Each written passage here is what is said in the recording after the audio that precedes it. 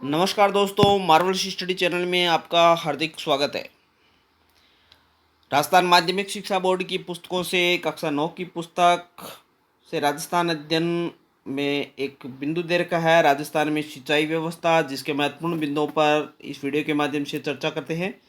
अगर अभी तक आपने मेरे चैनल को सब्सक्राइब नहीं किया है तो सबसे पहले सब्सक्राइब करके बेल आइकन को प्रेस कर दे ताकि वीडियो की नोटिफिकेशन लगातार मिलती रहे।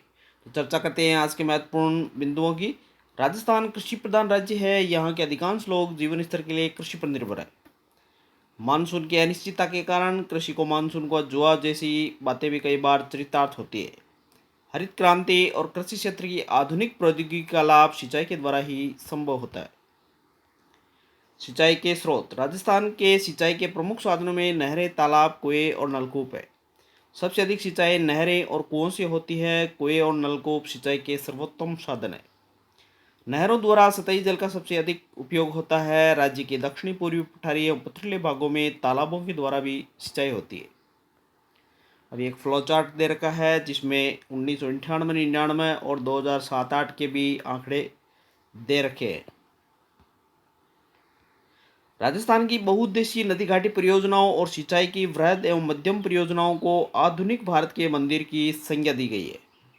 वृहद सिंचाई परियोजनाओं में 10,000 हेक्टेयर से अधिक कृषि योग्य कमांड क्षेत्र में सिंचाई होती है, जबकि मध्यम सिंचाई परियोजनाओं में 2,000 से 10,000 हेक्टेयर तक की कृषि योग्य भूमि में सिंचाई की जाती है।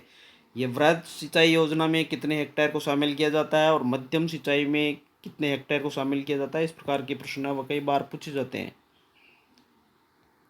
भाखड़ा नांगल बहुउद्देशीय परियोजना। यह भारत की सबसे बड़ी बहुउद्देशीय नदी घाटी परियोजना है। इस परियोजना में पंजाब, हरियाणा और राजस्थान सम्मिलित है। भाखड़ा नांगल में राजस्थान का हिस्सा 15.2% है।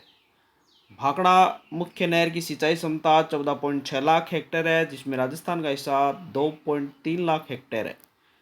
भाखड़ा नांगल से राजस्थान के गंगानगर जिले में सिंचाई सुविधा और बीकानेर और रतनगढ़ में बिजली की आपूर्ति होती है। चंबल परियोजना। चंबल नदी मध्य प्रदेश के मऊ छावनी के पास से निकलकर उत्तर में बहती है। राजस्थान में ये नदी चौरासीगढ़ नामक स्थान पर प्रवेश करती है।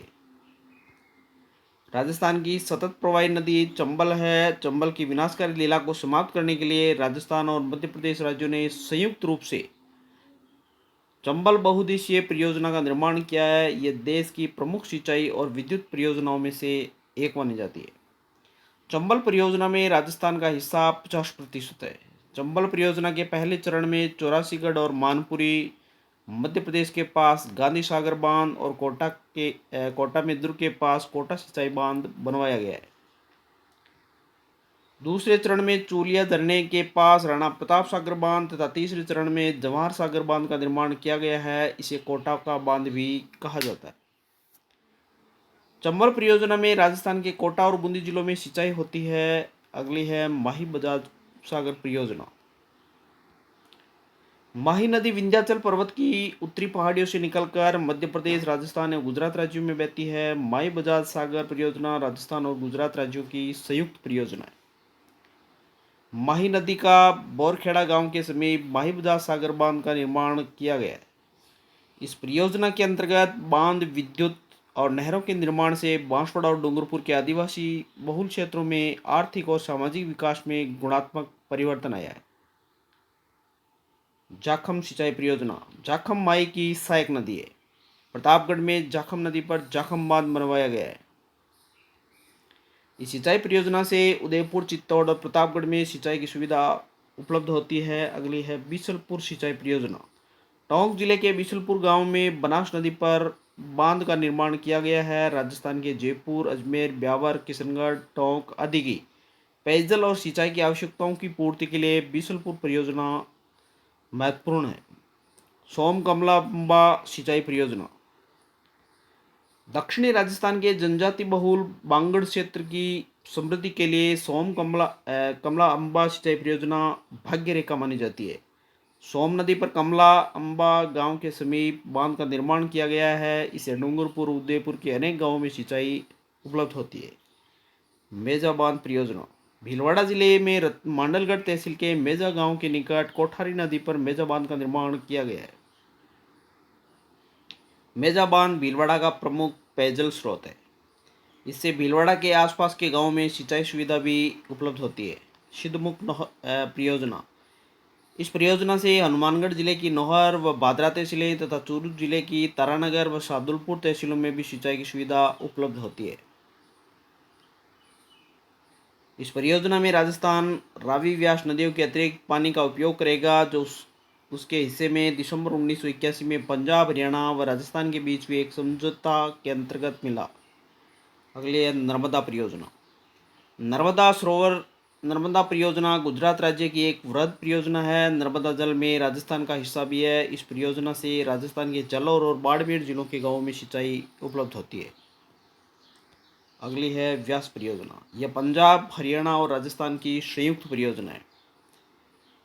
व्यास परियोजना का मुख्य उद्देश्य रावी, व्यास, सतलज नदियों के जल का उपयोग करना है। राजस्थान में इस परियोजना से इंदिरा गांधी नहर परियोजनाओं को स्थायी रूप से पानी की आपूर्ति की जाती है। अगली परियोजना है इंदिरा गांधी नहर परियोजना। थार मरुस्थल की बेकार पड़ी उर्वरा शक्ति को सक्रिय करने के लिए बीकानेर रियासत के मुख्य अभियंता कंवर सेन ने हिमाचल के पानी को थार मरुस्थल पर लाने की अनूठी योजना का प्रारूप वर्ष 1948 में भारत सरकार के विचारार्थ रखा था। यही योजना इंदिरा गांधी नहर के लिए आधार बनी थी। यह परियोजना 2 नवंबर 1984 तक राजस्थान नहर परियोजना का नाम से विख्यात थी। तत्कालीन प्रधानमंत्री श्रीमती इंदिरा गांधी के निधन के बाद परियोजना का नाम बदलकर उनकी स्मृति में इंदिरा गांधी नहर परियोजना कर दिया गया।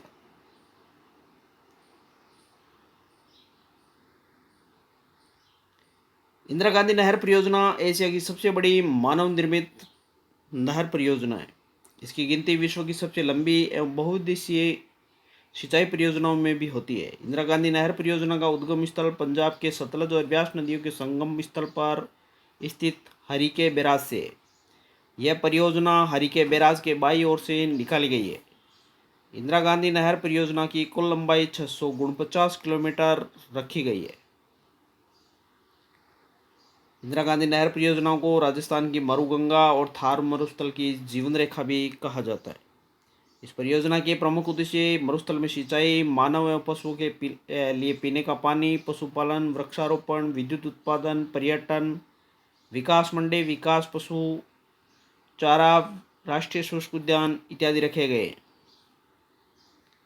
इंदिरा गांधी नहर परियोजना से लाभान्वित जिलों में गंगानगर, हनुमानगढ़, बीकानेर, बाड़मेर, जैसलमेर, चूरू, जोधपुर सम्मिलित है।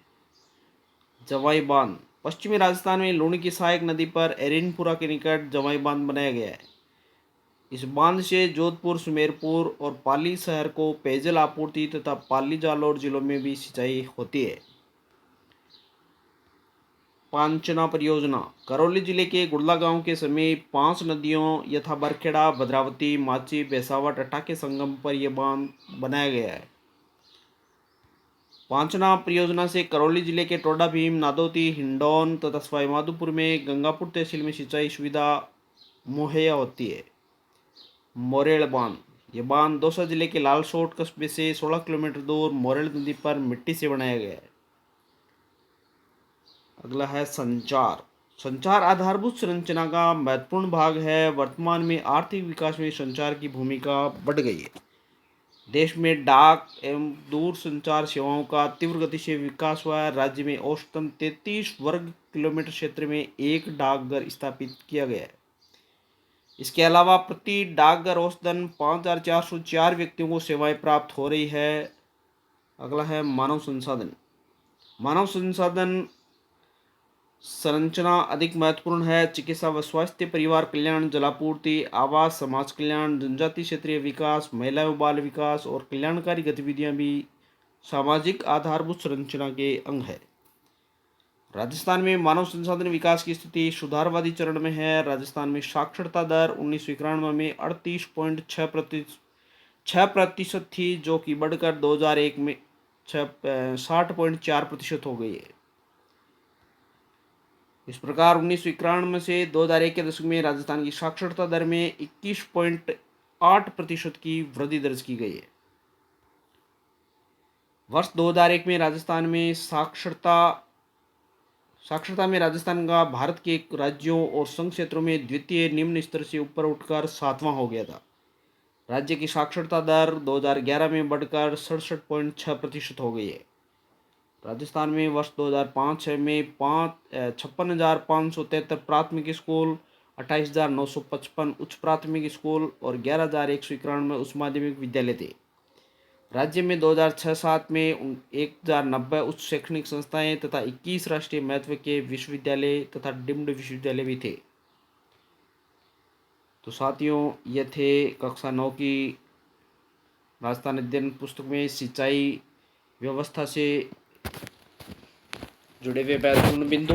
आशा करता हूँ साथियों की इस वीडियो के माध्यम से उपलब्ध करवाए जा रहे महत्वपूर्ण बिंदु आपकी तैयारी में सार्थक साबित होंगे। अगर आपको लगता है ये वीडियो सार्थक है तो वीडियो को ज़्यादा से ज़्यादा शेयर करें, लाइक करें और ज़्यादा से ज़्यादा सब्सक्राइब करें ताकि इसी उत्साह से आपको लगातार वीडियो मिलते रहे। धन्यवाद।